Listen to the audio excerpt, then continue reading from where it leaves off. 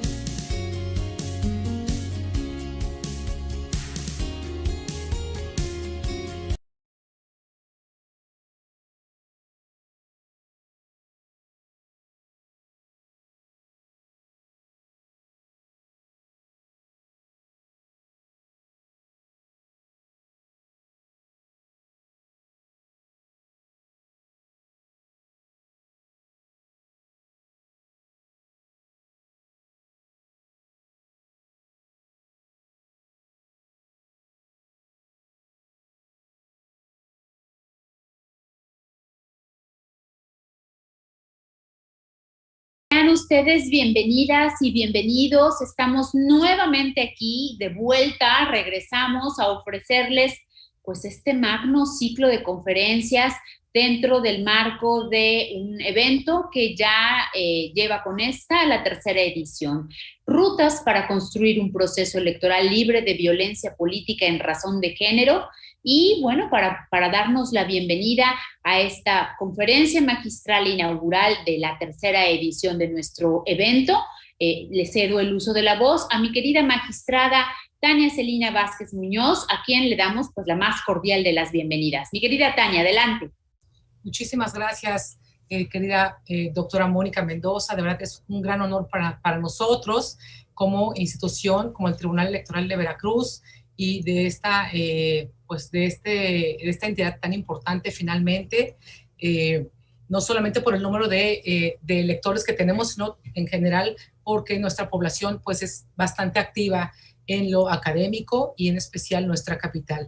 Es por ello que a mí me da, y saludo con beneplácito, por supuesto, a nuestro ponente de esta tarde, con quien iniciamos la tercera ronda de este ciclo de conferencias, el doctor Leonardo Valdés Zurita, cuyo nombre per se ya es una referencia obligada y es de todas y de todos conocido por su calidad humana, institucional, pero por encima de todo, porque es un hombre intachable y de verdad ejemplar.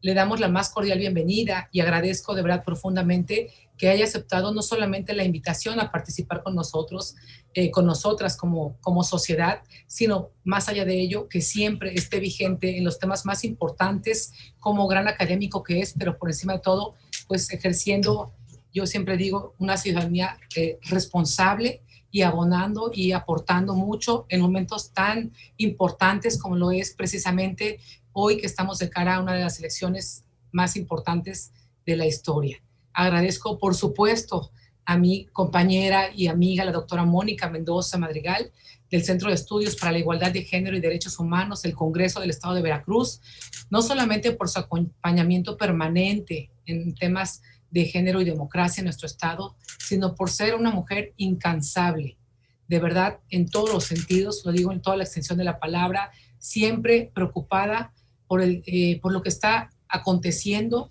siempre abanderado las causas sociales más importantes, siempre muy activa en las redes, pero sobre todo con una voz de una gran calidad, tanto humana como institucional. Me refiero, de verdad, cuando hay mujeres, propiamente ya sí hay que decirlo, en nuestro estado, y no solamente en Veracruz, en otros lugares que necesitan un respaldo de una mujer incansable, siempre cuentan con Mónica y ello de verdad vale mucho. Por ello, de verdad, doctora, para mí es un honor compartir contigo este espacio.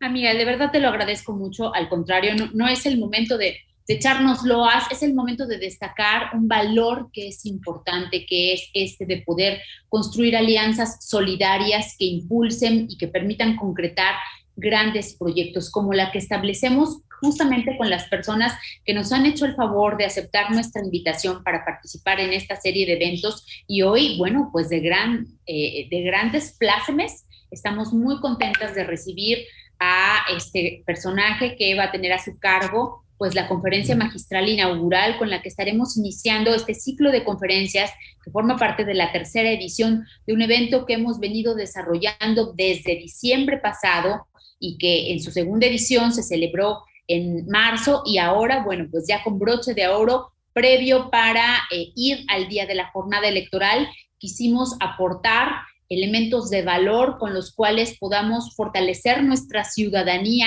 plenamente y acudir a cumplir con este deber que tenemos con nuestra patria, el ejercicio pleno de nuestro sufragio con la información más puntual y más oportuna otorgada pues en la voz de expertos y expertas como quienes nos harán el favor de acompañarnos desde luego a esto. Bien, mi querida Tania, mi querido doctor, si les parece bien, voy a presentarle a usted la reseña curricular del doctor, es desde luego bastante amplia, sin embargo, desde luego, pues nos da cabal cuenta de quién es el personaje con el que hoy estamos iniciando. Él fue consejero presidente del Instituto Federal Electoral en el periodo de 2008 a 2013. Actualmente es profesor titular en el Instituto de Ciencias de Gobierno y Desarrollo Estratégico de la Benemérita Universidad Autónoma de Puebla y es miembro del Sistema Nacional de Investigadores Nivel 1 con perfil PROMEP adicionalmente. Ha sido profesor universitario de tiempo completo desde 1980. Ha publicado más de 50 artículos en revistas especializadas en temas político-electorales y más de 40 capítulos en obras colectivas. Él ha coordinado la publicación de 15 libros colectivos. Algunos de sus trabajos se han publicado en revistas científicas y libros colectivos en Argentina, Brasil, España, Estados Unidos, Gran Bretaña, Uruguay y Venezuela. Ha participado en misiones de observación y de asistencia electoral, así como en programas de capacitación para funcionarios electorales en más de 30 países. Ha sido jefe de la misión de observación electoral de la Organización de los Estados Americanos, la OEA. Es miembro de varias asociaciones científicas. Fue fundador y presidente de la Sociedad Mexicana de Estudios Electorales y también fue miembro del Consejo Asesor Internacional de Smartmatic, empresa global de tecnología electoral.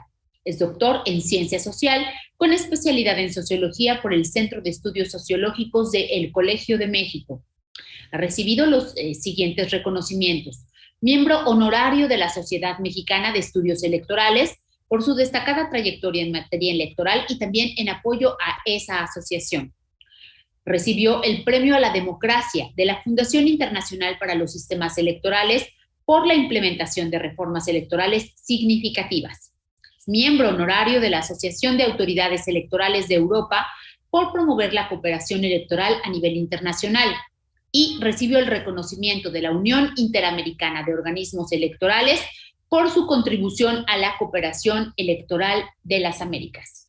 Sus más recientes libros son Consecuencias Políticas del periodo 1979 a 1991. No sé si lo dije bien, 1979 a 1991. También el libro Derecho Electoral Latinoamericano, una visión comparada, ambos del Fondo de Cultura Económica. Y bueno, con ustedes, mi querida Tania, nuestro invitado de esta tarde, el doctor Leonardo Valdés Zurita. Así que adelante, doctor, el micrófono y el escenario es todo suyo. Muchas gracias, doctora Mónica Mendoza, muchas gracias a la magistrada Tania Vázquez. Es para mí un placer y un honor participar en este ciclo de conferencias que lleva por título genérico Ruta para construir un proceso electoral libre de violencia política en razón de género. He preparado una presentación que voy a proyectar en la pantalla, no sin antes reiterar a las personas que nos hacen el favor de acompañar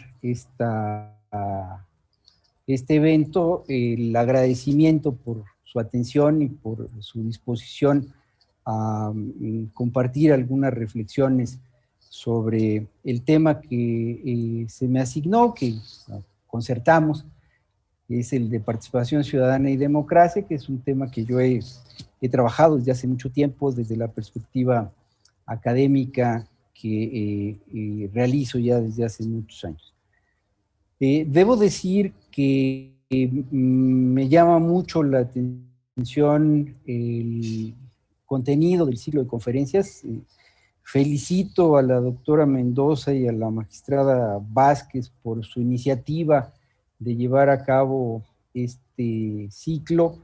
Creo que además ya es la tercera edición y tengo la impresión de que el tema central es un tema de la mayor importancia. Creo que tenemos que cobrar conciencia de la necesidad de erradicar la violencia política en razón de género en nuestra vida democrática y creo que debemos de ser muy exigentes para erradicar todo tipo de violencia y no solamente de nuestra vida democrática, sino de nuestra vida cotidiana. Creo que es muy importante que las y los ciudadanos cada vez seamos más conscientes de la importancia de construir una sociedad en la que la paz y la seguridad sean ingredientes de nuestra vida cotidiana y también de la importante lucha por el poder político que se presenta cada vez que tenemos elecciones. Y digo esto porque lamentablemente la violencia política no ha cedido.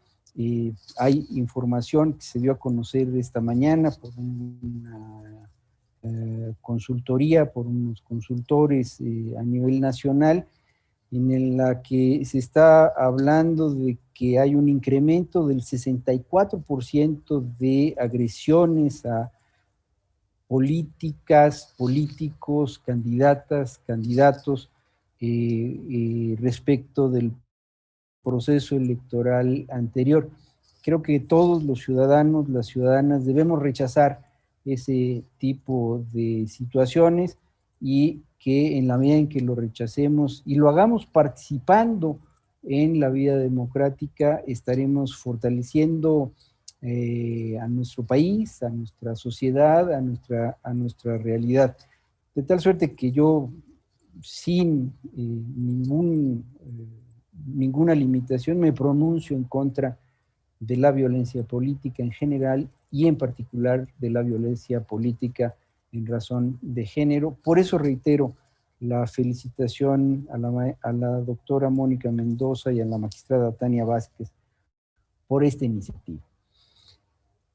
Lo cierto también es que no es mi tema de investigación, y lo que yo he preparado es algo que está, sí, muy vinculado con mi tema de investigación. Vamos a ver unos primeros datos sobre el tema de la participación y la abstención. Ahí tenemos la participación como porcentaje del listado nominal desde la primera elección que organizó el IFE en 1991 hasta la más reciente en 2018. Estoy tomando los datos de la participación respecto de las elecciones de diputados federales, que son las que se realizan cada 3 años. Como se puede ver con nitidez en la gráfica, tuvimos un punto muy alto de participación en el año 94, muy alto para un país en el que, si bien el voto es una obligación que está establecida por la Constitución, como en la mayor parte de los países de América Latina, a diferencia de muchos de ellos, en México no existe una sanción para quienes no participan. Y en ese sentido, nuestro sistema se parece un poco más al sistema estadounidense, en donde el voto no es una obligación, sino es un derecho. Y en consecuencia, como todos los derechos, las personas que quieren ejercerlos los pueden ejercer. Quienes no desean ejercer ese derecho, pues no reciben ninguna sanción. Incluso en los Estados Unidos, ni siquiera una sanción moral en el sentido de crítica pública a aquellos que se abstienen de participar en las elecciones. Y comparativamente, nuestros niveles de participación son relativamente altos, insisto, para sistemas en los que el voto es obligado, pero no hay sanción para quien no ejerce esa obligación. O sea que casi es como si el voto fuera solamente un derecho y lo ejercen aquellos que lo quieren ejercer. La elección de 94 fue altamente participativa, entre otras cosas porque estábamos estrenando padrón electoral. El padrón era nuevo, es la época en la que se lanzó la credencial para votar con fotografía, y lo cierto es que pues casi el 76% de los ciudadanos y las ciudadanas acudieron a votar. Lo que la gráfica muestra, además, es que tenemos un patrón cíclico de participación. Cuando hay elección intermedia, o sea, cuando se elige solamente a diputados federales, la participación es menor, y cuando hay elección presidencial, que también coincide con la elección de Senado y de Cámara de Diputados, la participación se incrementa. Ese ciclo, que además es un ciclo que se da también en muchos otros países que tienen elección intermedia en el periodo presidencial, tenía una tendencia que se nota claramente en la gráfica, a la baja. Esto quiere decir que elección tras elección teníamos una menor participación, o para ponerlo en términos contrarios, teníamos una mayor abstención. El piso de esa tendencia se produjo en 2003, en la elección de diputados, la intermedia, y en 2006 en la elección presidencial. Esos dos casos son las dos elecciones intermedia y presidencial en las que tuvimos menor participación. A partir de ahí, a partir de 2009 y hasta 2018, lo que tenemos es una tendencia creciente en la participación. Y muchas personas se pueden preguntar por qué.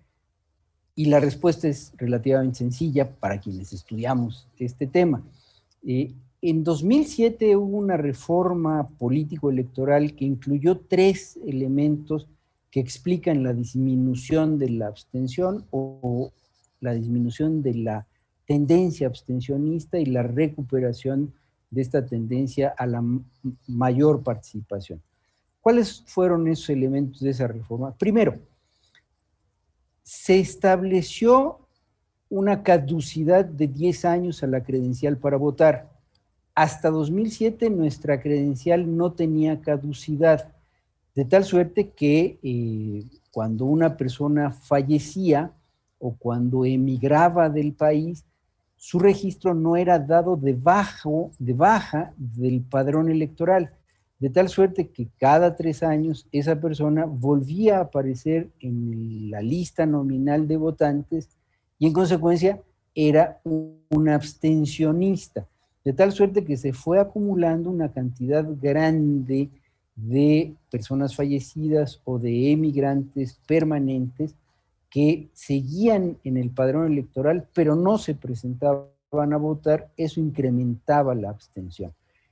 A partir de 2007 se le dio caducidad a la credencial. Recordarán ustedes que para la elección de 2009 se hizo toda una campaña que se llamó Si es 03 renueva, porque las credenciales que tenían como último cuadro en la parte posterior el año 2003 tenían que renovarse porque ya iban a ser caducas. De tal suerte que esta renovación que hemos tenido de las credenciales ha permitido dar de baja a fallecidos y a personas que emigraron y que en consecuencia no hacen la renovación de su credencial. Para decirlo en otros términos, tenemos un padrón electoral mejor actualizado y ya no está cargando con ese fardo de personas inscritas, pero que efectivamente no se van a presentar a votar.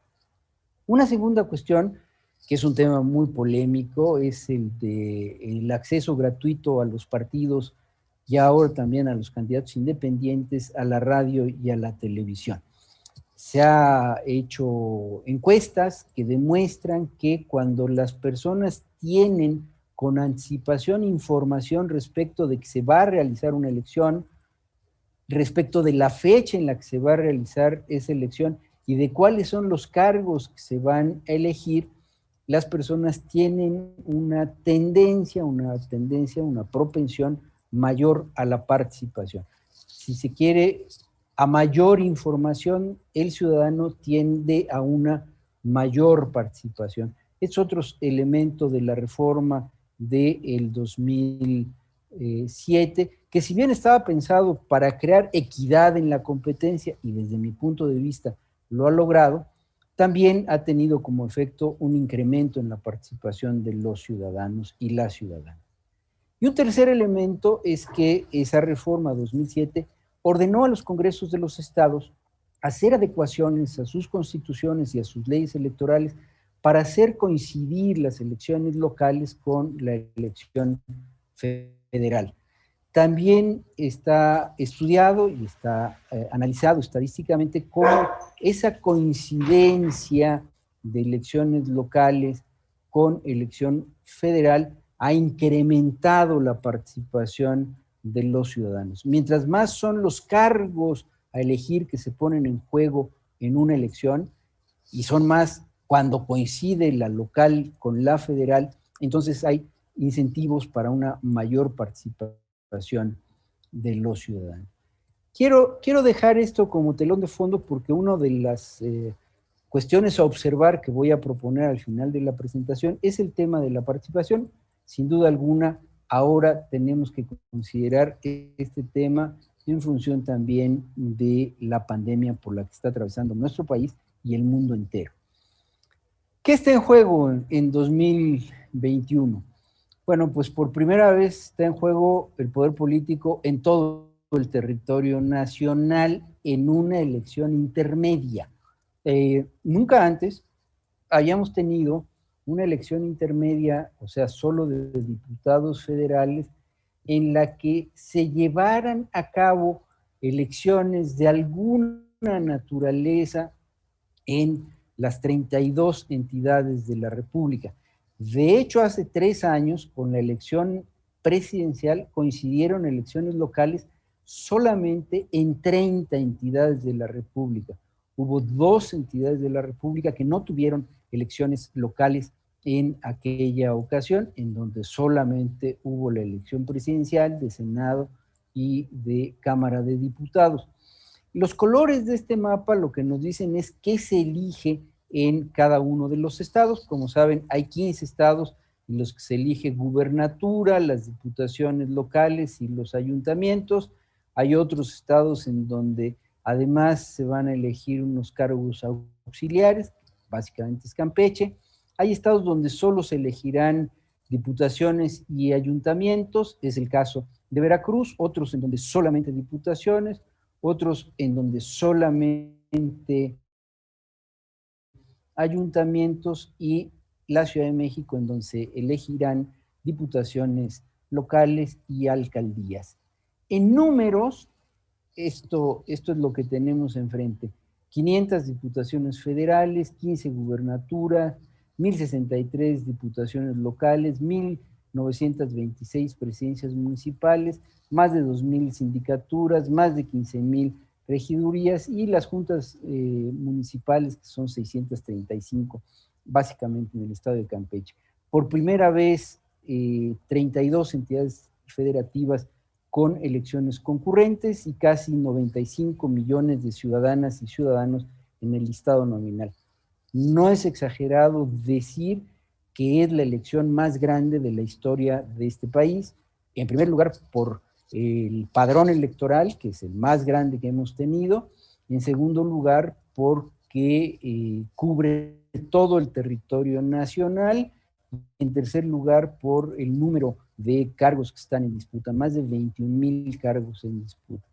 Pero tampoco es exagerado decir que en 2024 será todavía más grande la elección, porque el padrón seguirá creciendo. De nueva cuenta tendremos elecciones en las 32 entidades de la República y además de estos cargos que se van a elegir en 2021, en 3 años se elegirá al Senado de la República en su totalidad y a la Presidencia de la República. De tal suerte que ya podemos hacer un pronóstico y no equivocarnos. La elección de 2024 será todavía más grande que la elección de 2021, que es la más grande hasta ahora de la historia de nuestro país. Pero esta elección tiene un antecedente que es un antecedente muy importante y quiero que nos detengamos un poco respecto de ese antecedente. La elección de 2018 ha sido calificada como avalancha.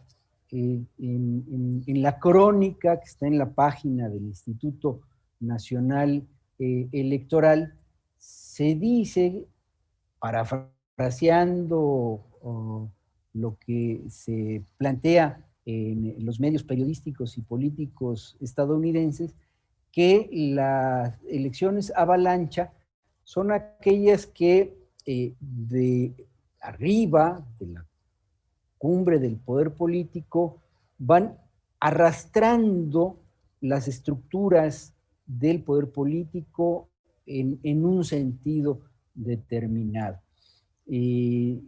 Por eso se califica la elección de 2018 como una avalancha. Hay quienes han dicho, esto lo han dicho varios investigadores que no fue avalancha, sino que fue un tsunami, que vino una gran ola que invadió toda la geografía política de la nación e inundó esa geografía política, y esto tuvo importantes consecuencias en términos de la distribución del poder político en el país. Y habemos otros que decimos que aquí en México, pues en realidad es raro que haya avalanchas, es raro que haya tsunamis, más bien hay terremotos. Y aquí en el centro de la República Mexicana hay más terremotos que en otras partes, pero lo cierto es que esos terremotos lo que hacen es que cimbran las estructuras, y la elección de 2018 sin duda alguna cimbró las estructuras de los partidos, de las coaliciones, en términos de el acontecimiento que sucedió. Lo cierto es que hubo un efecto de arrastre de la elección presidencial sobre el resto de las elecciones. Me he permitido poner ahí los datos más generales. Para la presidencia de la República, la coalición Juntos Haremos Historia, formada por Morena, el Partido del Trabajo y el Partido de Encuentro Social, ganó el único puesto que estaba en disputa, ganó el 100% de los puestos que estaban en disputa. De los 500 puestos en la Cámara de Diputados, esta coalición obtuvo 308.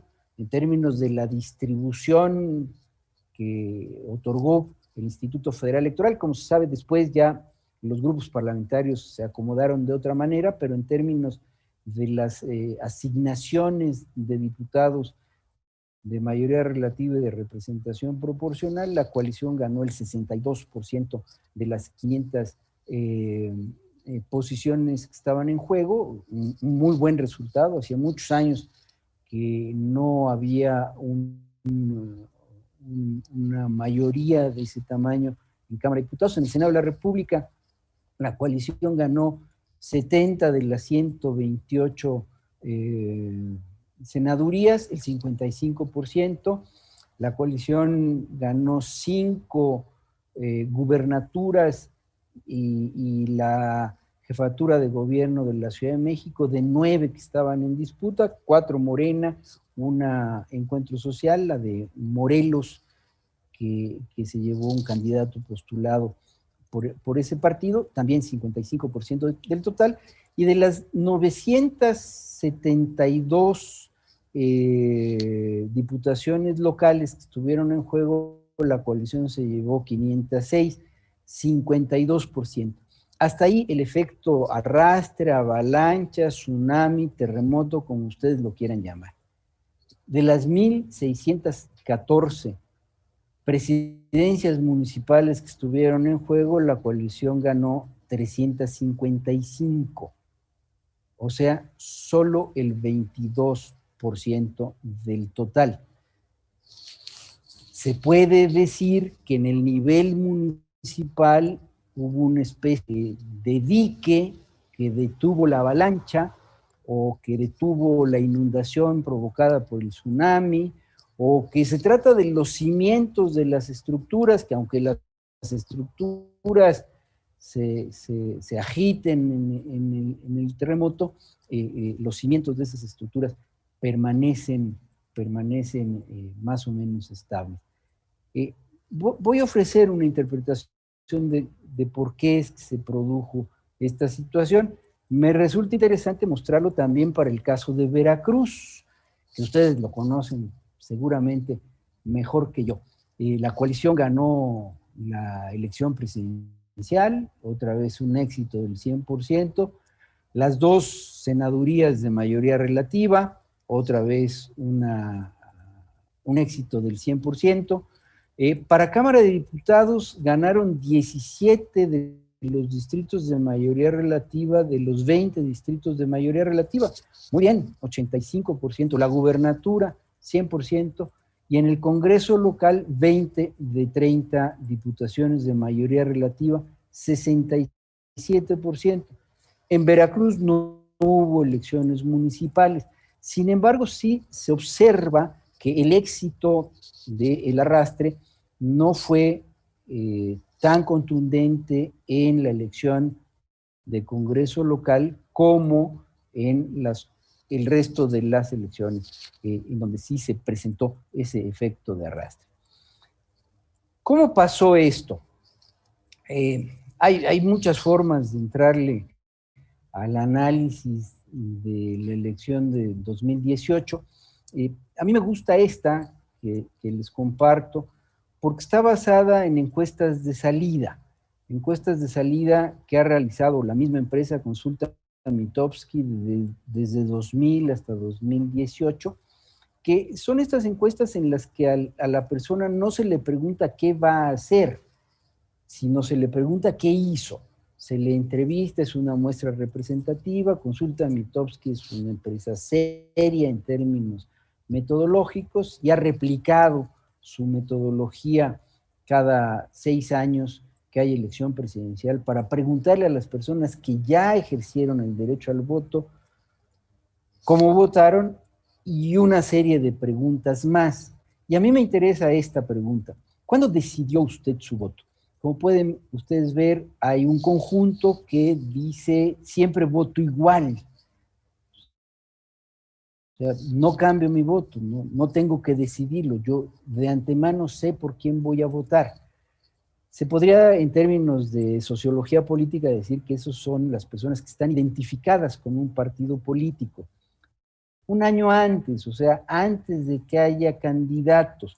Estas personas también puede ser que sean identificadas con un partido. Durante la campaña, estas personas están atentas a lo que se dice en la campaña, a los debates, a las propuestas. La última semana, cuando ya la campaña va a entrar en receso, e incluso el día de la jornada electoral.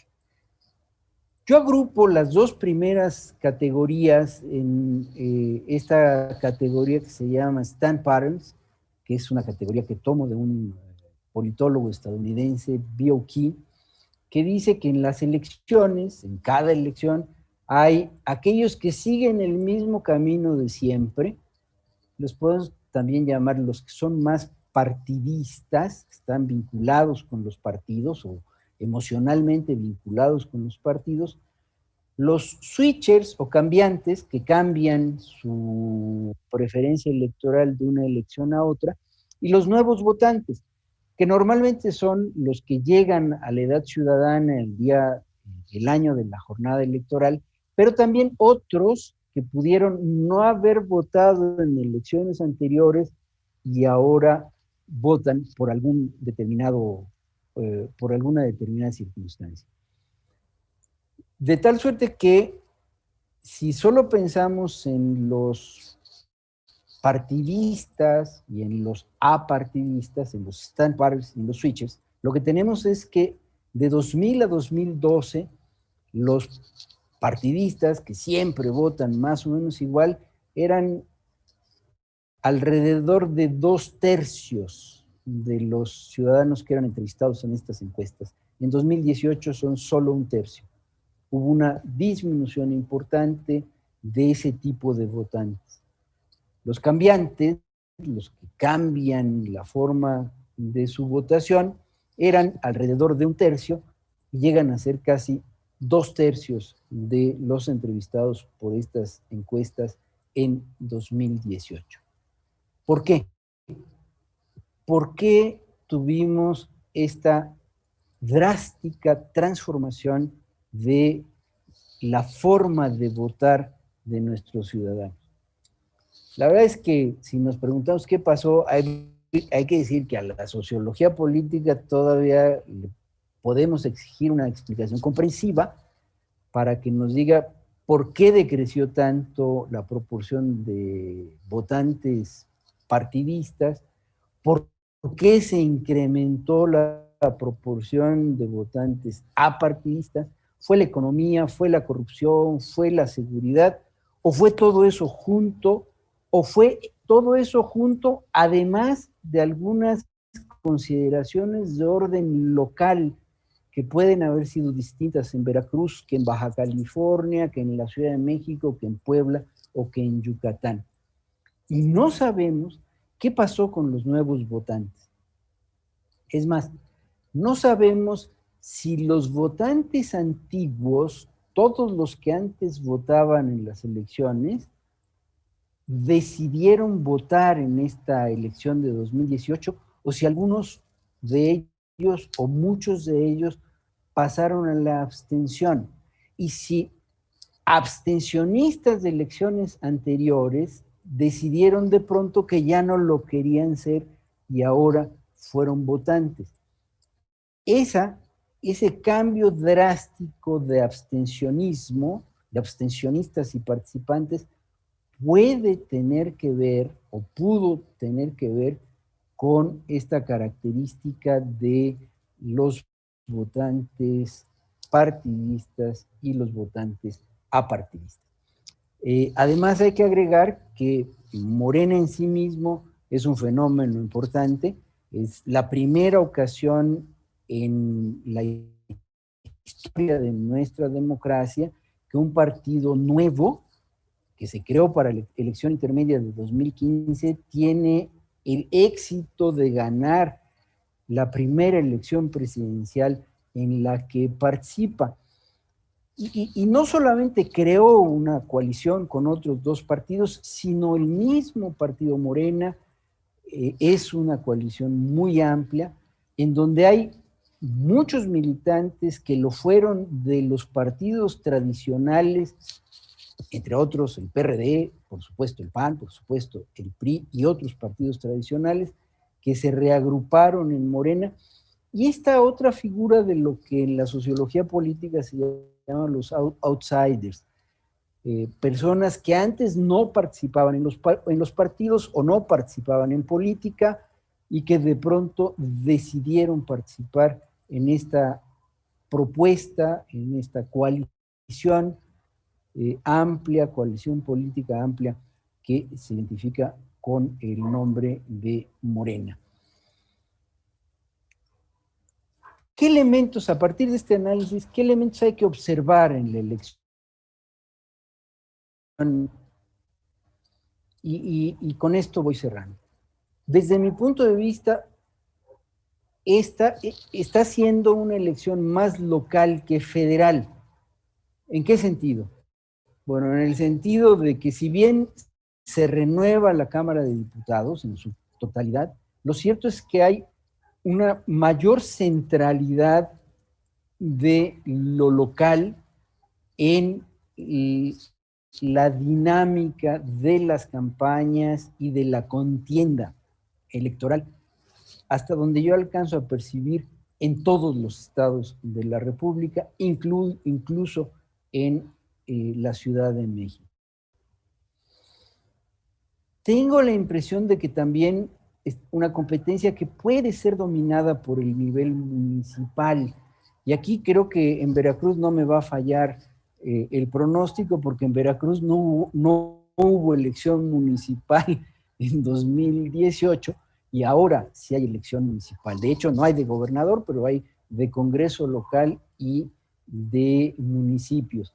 Me da la impresión de que esa dinámica de la elección municipal puede ser dominante en este proceso electoral. Y no olviden que lo que se encuentra de los resultados de 2018 es que en lo municipal hubo un dique, o están ahí los cimientos de las estructuras partidarias que se comportaron de una manera distinta a lo que sucedió a nivel federal.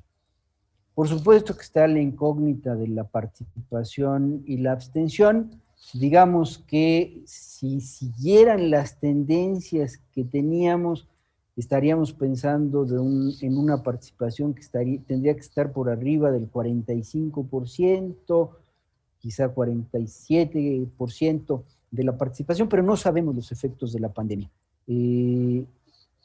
Por supuesto que el INE ha hecho un gran esfuerzo por comunicar que las mesas de votación serán espacios seguros para emitir el sufragio. A nivel internacional, las experiencias son muy diversas. Hay países en los que, a pesar de la pandemia, la participación ha sido alta. Hay países en donde por la pandemia la participación ha sido baja. Este es un elemento de incógnita que tendremos que despejar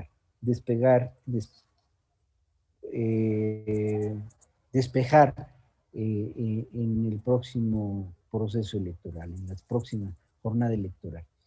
Hay otro elemento que llama mucho la atención, es la primera ocasión en que hay una reelección masiva de diputaciones federales, locales y de ayuntamientos. Nunca antes habíamos tenido tantos cargos legislativos y en los cabildos que estén buscando la reelección. Y eso a los ciudadanos nos da un poder que no hemos tenido en el pasado, que es premiar o castigar en función del desempeño de los diputados federales, las diputadas federales y los diputados y diputadas locales, así como las y los presidentes y miembros de los ayuntamientos.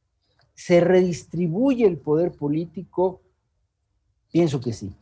Pienso que esta es una elección por la dinámica local en la que puede haber cambios en los equilibrios de poder político, en los congresos de los estados, en los municipios, e incluso puede haber también cambios en la Cámara de Diputados. ¿Esto va a modificar al sistema de partidos? Creo que no.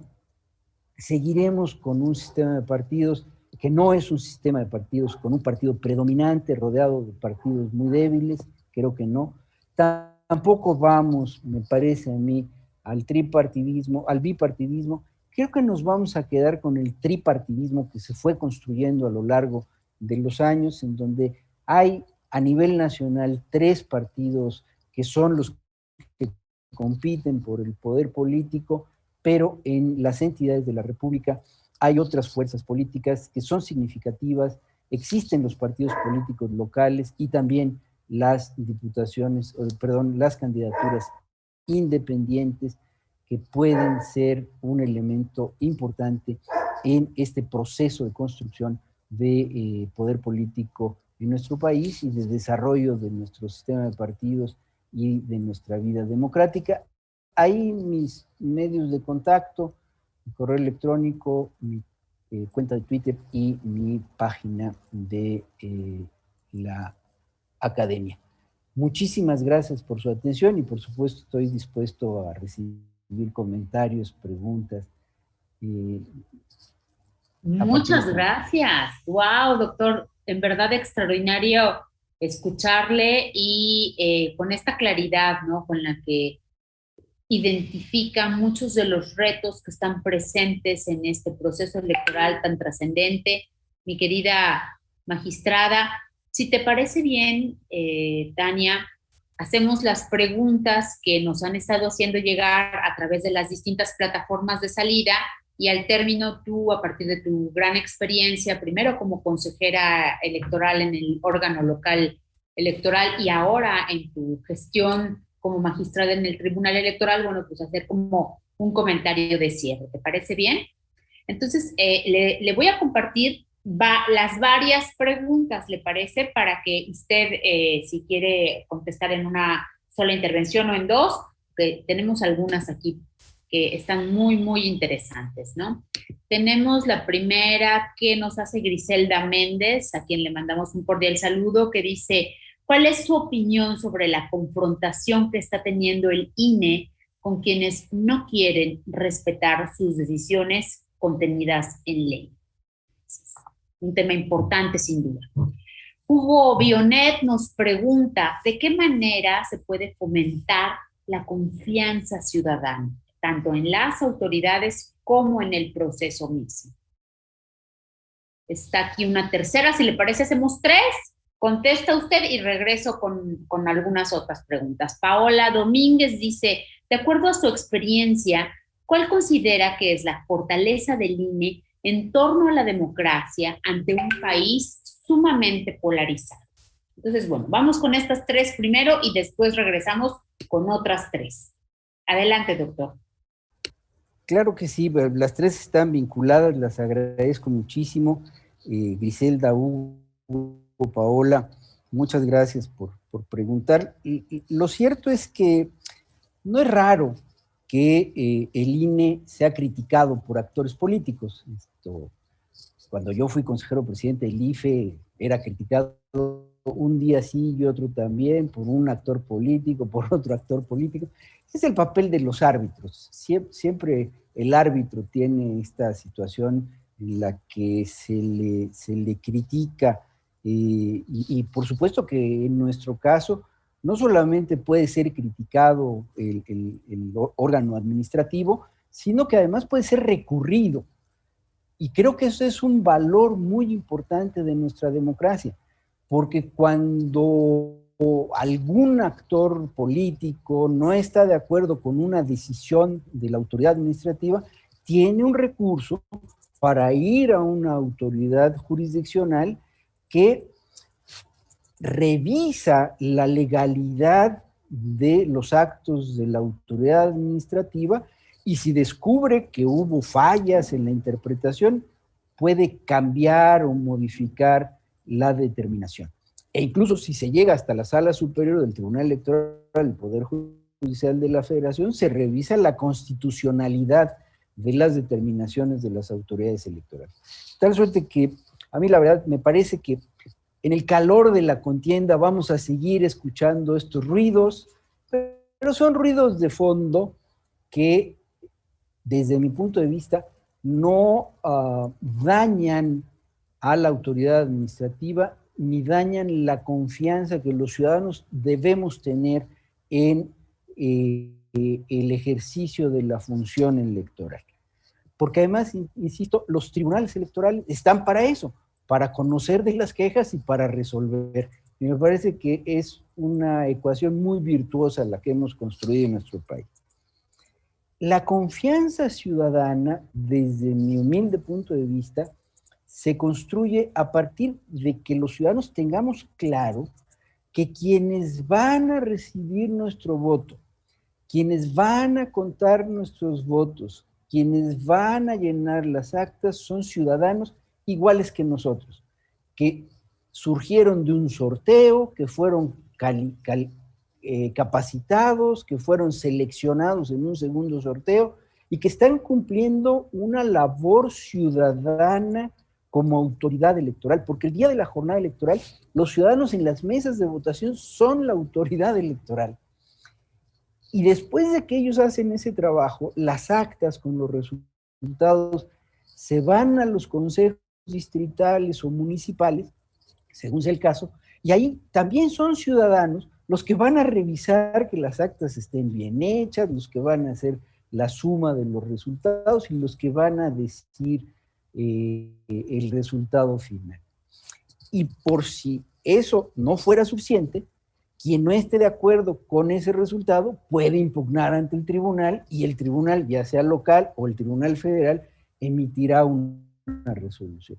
De tal suerte que tengo para mí que hemos creado los elementos para que los ciudadanos puedan confiar en el procedimiento electoral y en las autoridades que lo conducen. Y la fortaleza del INE, pues, es justamente aplicar la ley con precisión, pero además explicar los argumentos y las razones por las que toma sus decisiones, para que los ciudadanos estemos informados y sepamos que el proceso electoral se está llevando a cabo de acuerdo con lo que establece la legislación. Perfecto, perfecto. Pues muy claro. Hay algunos especialistas que señalan que el del Instituto Nacional Electoral es un modelo de gobernanza perfecta, porque se ejecuta gracias a la participación activa de la ciudadanía, ¿no? Y eso le da, pues, el grado de confianza necesaria. Voy a, si me lo permiten, hacer la otra ronda de preguntas que tenemos aquí, el otro bloquecito de 3 preguntas. Nos pregunta Pedro Hernández, ¿cuál es su opinión respecto de las mañaneras del presidente? ¿Está violando algún principio electoral? Y tenemos también una pregunta aquí de, no se ve su nombre, solamente dice Gabriela, en YouTube dice Gabriela si considera que la pandemia puede ser una variable que afecte el sentido del voto. Y tenemos dos preguntas más de Débora Hernández, que nos dice, ¿tantos partidos hoy en este proceso electoral enriquecen la democracia? Y también nos pide conocer su opinión respecto de lo que está sucediendo electoralmente hablando en Ecuador, Perú y Chile desde su punto de vista, desde luego, académico y como experto. Adelante. Creo que le voy a quedar mal a Débora, porque ya estamos sobre el tiempo. Pedro, las mañaneras, ¿viola el presidente Andrés Manuel López Obrador la legislación electoral en el curso de esas conferencias de prensa? Yo diría que a veces sí, a veces no.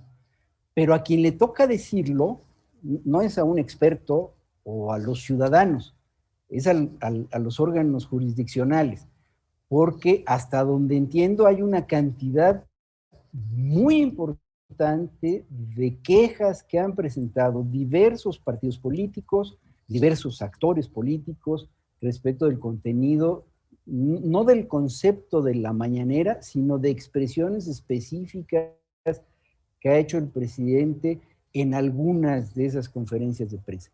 Y el INE lo que tiene que hacer es recibir esas quejas, integrar los expedientes y pasarlos a una sala especializada del Tribunal Electoral del Poder Judicial de la Federación que dirá si hubo o no violación.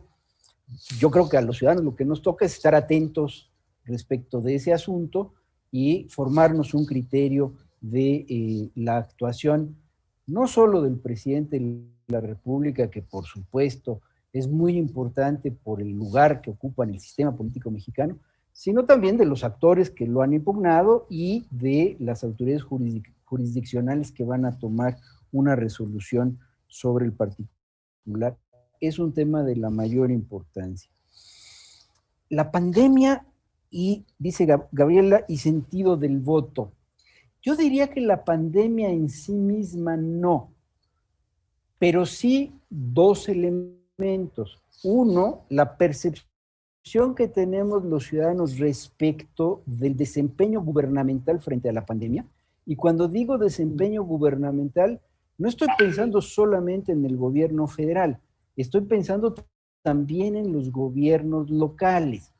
Hay una diferenciación en la forma en la que han actuado los diversos gobiernos locales frente a la pandemia. Por supuesto que el gobierno federal ha puesto la pauta, pero los gobiernos locales han actuado de manera diferenciada.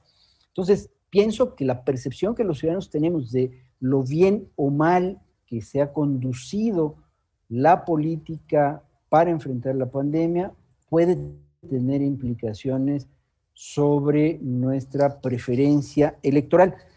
Y además de eso, seguramente que los grupos de edad que han tenido acceso a la vacuna, que no han tenido acceso a la vacuna, pues es posible también que tengan una valoración diferenciada. Mi grupo de edad, que somos los adultos mayores, pues ya una parte muy importante hemos recibido la vacuna, yo ya recibí 2 vacunas. No sé si por eso voy a cambiar mi preferencia electoral, pero podría ser que algunos adultos mayores sí cambien su preferencia electoral por esta situación.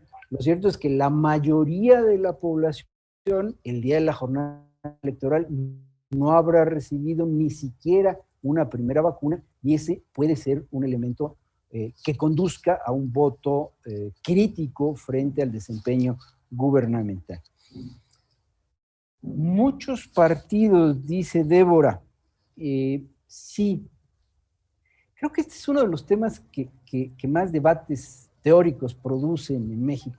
Tenemos demasiados partidos, 10 partidos a nivel federal.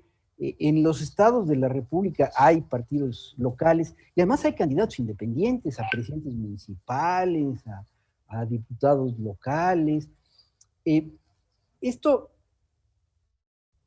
yo diría, hay que enfocarlo desde la perspectiva de si esos actores políticos representan o no la pluralidad política que existe en nuestro país. Creo que nosotros veníamos de un sistema en el que un solo partido agrupaba a la mayoría de las opiniones políticas de los ciudadanos, y después eso fue cambiando a lo largo de los años 90 y se fue construyendo un sistema de, llamamos técnicamente, pluralismo moderado, 3, 4, 5 partidos competitivos. Incluso en 2015 llegamos a tener 6 partidos competitivos a nivel nacional. Ya hasta estaba siendo un pluralismo demasiado poco moderado, hasta parecía que estaba yendo hacia un pluralismo polarizado.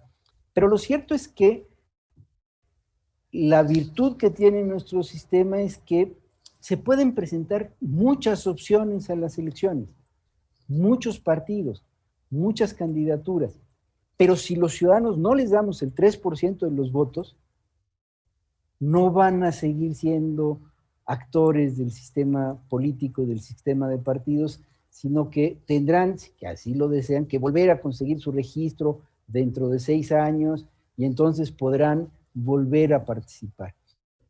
De tal suerte que el tamaño de nuestro sistema de partidos no está dado por los partidos que se registran y participan en las elecciones, sino por los partidos que reciben al menos el 3% de la votación y que en consecuencia permanecen como opciones, digamos, válidas y más estables frente al electorado. Tengo la impresión de que somos tantos los mexicanos y tantas las formas de pensar que tenemos y tantos los valores políticos que los ciudadanos y las ciudadanas impulsamos, que tenemos un sistema plural de partidos que al final del día es el que nos representa.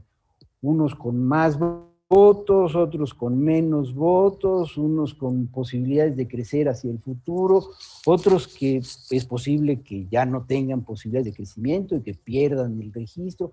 En fin, al final el sistema de partidos es un ente dinámico, vivo. Los partidos son organizaciones de ciudadanos.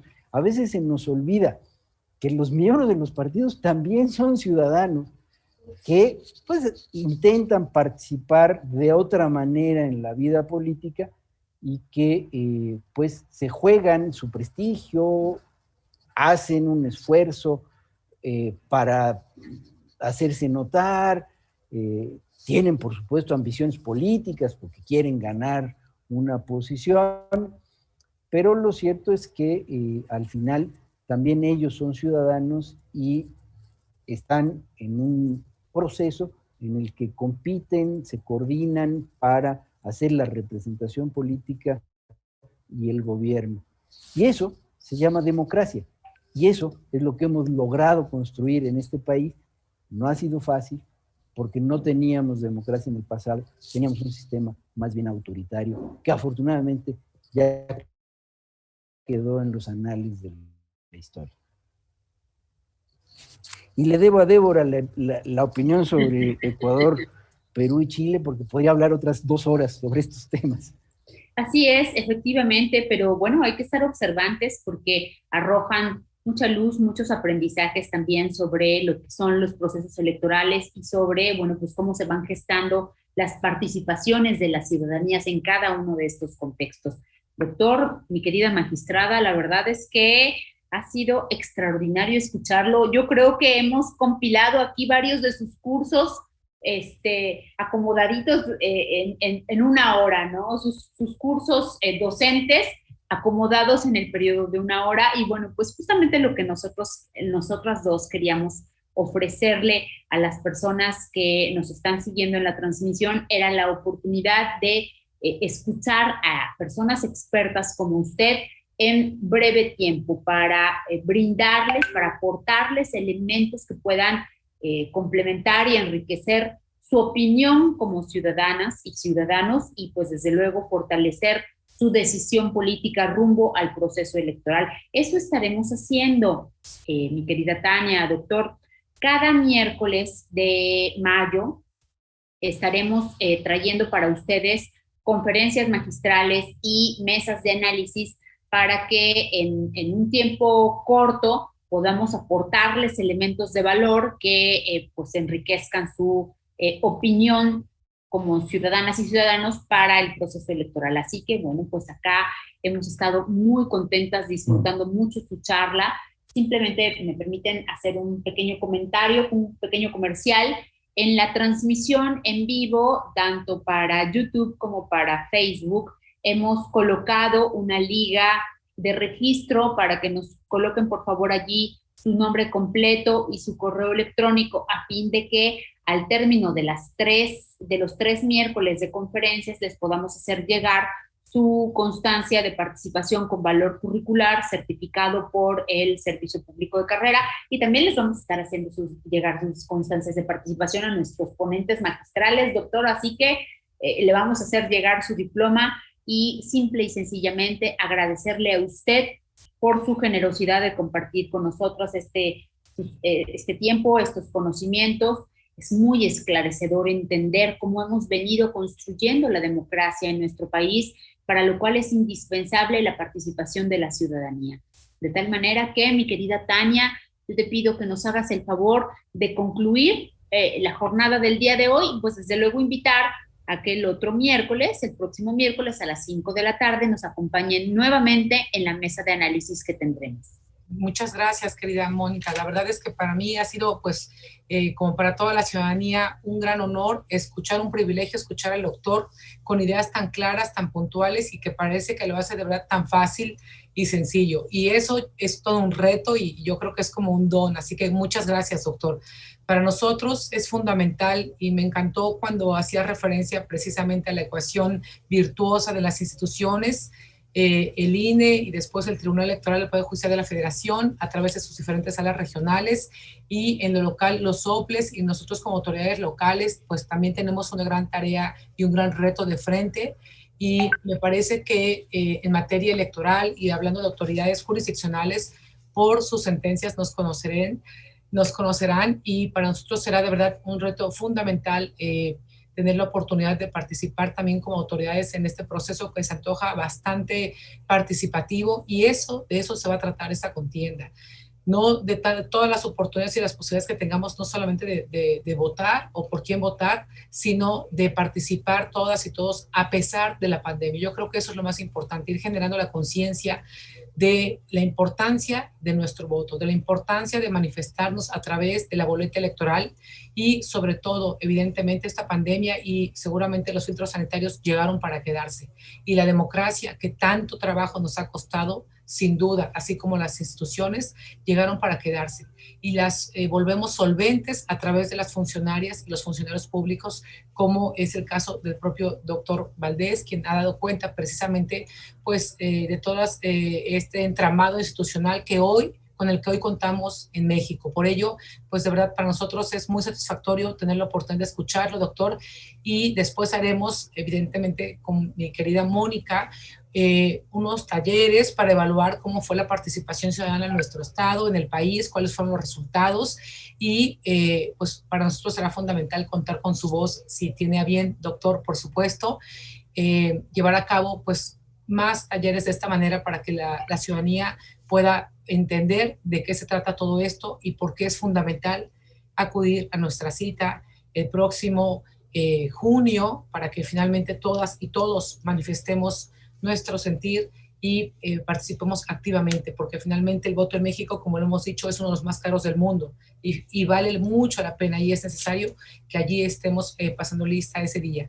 Así que para nosotros pues ha sido un privilegio escucharle. Muchas gracias, querida doctora Mónica Mendoza, por tu participación, a todos quienes nos siguen en redes sociales y a todas quienes se están preguntando por la liga. Allí está para que por favor participen activamente y podamos tener sus constancias de participación también listas. Así que no me resta más que agradecerles a quienes han estado presentes esta tarde con nosotros y bueno, pues que continúen en las próximas semanas también acudiendo a esta cita.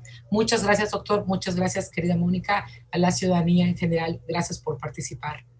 Doctor, un placer. Muchas gracias. A ustedes nos vemos el próximo miércoles a las 5. Gracias. Bye.